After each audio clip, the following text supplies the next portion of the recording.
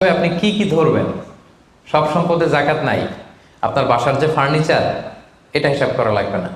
আপনার যে ফ্রিজ, আপনার যে এয়ারকন, আপনার যে থাকার যে ফ্ল্যাটটা, আপনার যে বাংলো বাড়ি, এগুলোতে কোনো জাকাত নাই। আপনার চলার জন্য যে গাড়িটা লাগে, এগুলোতে কোনো জাকাত নাই।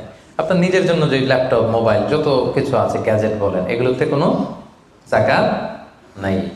তাহলে কি কিসে জাকাত আছে? জাকাতেবল অ্যাসেট কি, জাকাতযোগ্য সম্পদ কি, সেটা আমরা শুনি। এক নম্বর হচ্ছে সোনা রূপা, gold and silver in its any form, যে কোনো ফর্মে, যে কোনো ফর্মে।